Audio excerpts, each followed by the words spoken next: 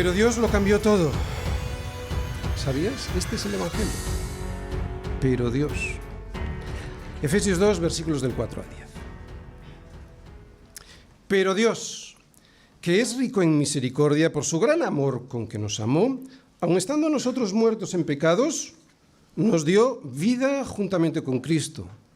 Por gracia sois salvos. Y juntamente con Él nos resucitó y asimismo nos hizo sentar en los lugares celestiales con Cristo Jesús. ¿Para qué?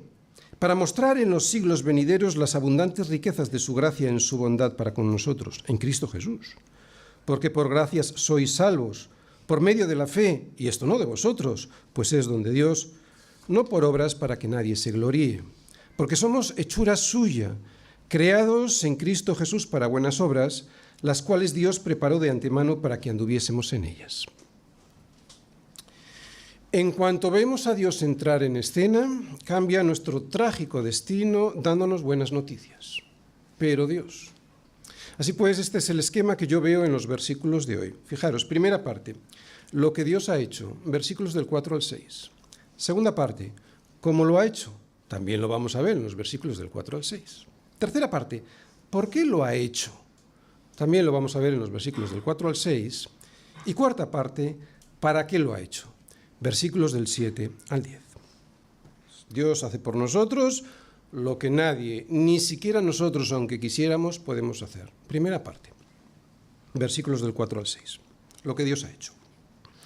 Pero Dios, que es rico en misericordia por su gran amor con que nos amó, aun estando nosotros muertos en pecados, nos dio vida juntamente con Cristo, por gracia sois salvos. Y juntamente con Él nos resucitó, segunda cosa que vemos, y asimismo nos hizo, tercera cosa, nos hizo sentar en los lugares celestiales con Cristo Jesús. Muy bien, veis que lo he subrayado. Lo primero que vemos en estos versículos es que nos dio vida, lo segundo es que nos resucitó y lo tercero es que nos hizo sentar en los lugares celestiales con Cristo. Nada de esto hubiera sido posible sin Cristo. Vamos a ir viendo cada uno de ellos. Primero, nos dio vida. A ver si lo entendemos. Mirad, cuando un conductor que ha perdido la vida en un accidente de tráfico por haber cometido una imprudencia grave, ¿no?, al no respetar las normas de tráfico ni el sentido común, es responsable de su muerte, ¿sí o no? Mi imprudencia. Así es la vida del hombre sobre la tierra. Desobediente a Dios y sus consejos por una parte y desafiante a su autoridad por la otra. ¿Recordáis delitos y pecados? Delitos, incumplir las normas, pecados, afrentar a la autoridad de Dios. Otra vez, así es la vida del hombre sobre la tierra, desobediente a Dios y sus consejos, por una parte, normas, y desafiante a su autoridad, por otra. Delitos y pecados, eso es lo que hace un muerto espiritual, alguien que no es capaz de obedecer lo que hay que obedecer y a quien hay que obedecer, ni tampoco quiere. Pero Dios, que es rico en misericordia por su gran amor con que nos amó, nos dio vida a través de Jesús. Con esto que os he dicho del conductor, quiero demostrar lo siguiente: que un muerto no puede pedir que le den la vida. Cierto, porque un muerto no puede pedir nada, ni eso ni nada. Un muerto está muerto y punto.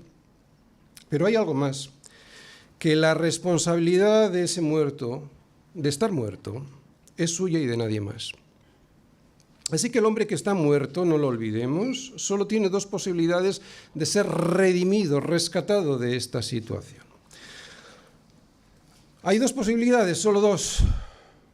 Una, o presenta a Dios las justicias derivadas de su responsabilidad. Otra vez, o cuando esté delante de Dios presenta las justicias derivadas de su responsabilidad, delitos y pecados, aunque haga cosas buenas. Luego veremos por qué son delitos y pecados, o presenta a Dios la justicia de Cristo, que surge de la misericordia otorgada por Dios. Por lo tanto, o baso mi redención en mi propia justicia, que surge de mi propia responsabilidad, esa que será hallada defectuosa al estar llena de multas de tráfico y de atentados contra la autoridad de Dios, o la baso en la misericordia que Dios me regala a través de la vida justa de Jesús, y en el perdón de mis pecados efectuados por el sacrificio de su Hijo sobre una cruz. Es que no hay más. Es tan sencillo como esto. Pero claro, estamos muertos y ni queremos ni podemos verlo. Pero Dios tuvo misericordia de ti y de mí, y por su gran amor con que nos amó, nos dio vida cuando estábamos muertos en nuestra naturaleza espiritual, para que dejásemos de seguir la corriente de este mundo, como hacen los peces que van muertos por un río. ¿Cómo van los peces muertos por un río? Siguiendo la corriente de este mundo hasta que acaban en el mar, la muerte definitiva. Esa nueva vida es para resucitarnos a una nueva naturaleza, que nos dé el entendimiento y unas nuevas fuerzas. Estamos viendo que nos da vida, pero ahora vamos a ver que nos resucita. Y esta vida primero te da vida. ¿Recordáis Lázaro, que le dio la vida y luego le desató? Esta vida que te da primero es para luego resucitarte, o sea, para quitarte de esos pecados y de esos delitos. O sea, para que nos dé el entendimiento y las fuerzas que antes no teníamos y ni queríamos tener, por eso es necesario primero darnos la vida, ni queríamos tener, para ahora ya sí dejar de vivir sistemáticamente, permanentemente en los delitos y pecados que antes vivíamos. Nos resucita. Muy bien, la vida del hombre, hombres muertos que se dejan arrastrar por la corriente de este mundo. ¿Os habéis fijado? No oponen ninguna resistencia a la inmensa mayoría.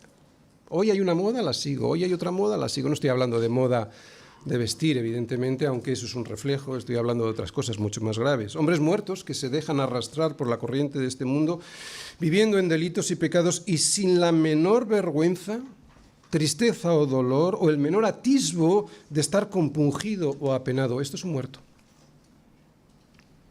Y como un muerto no escoge nada, ni siquiera escoge la vida.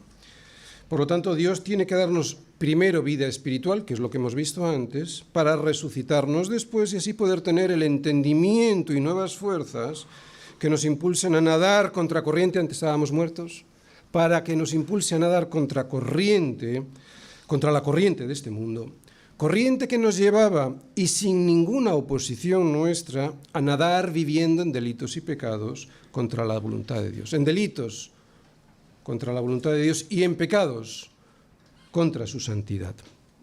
Así pues, esto es lo que hace la resurrección aquí, de una manera deficiente, es cierto, porque todavía vivimos en este cuerpo de pecado.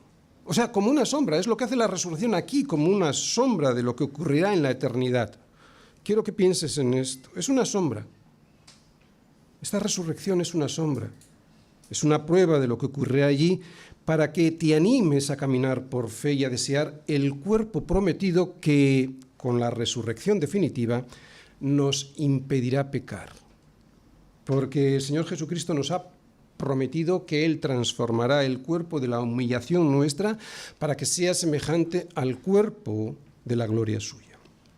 Así pues, lo primero es que nos da la vida para luego resucitarnos y así poder probar la santidad en este mundo caído como una sombra de lo que ocurrirá en la eternidad con una santidad perfecta que tendremos con nuestro nuevo cuerpo.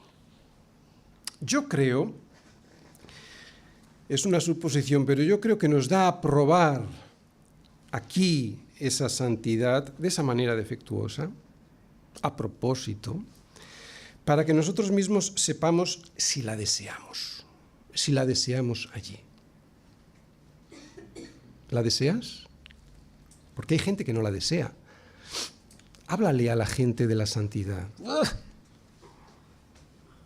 ¿No?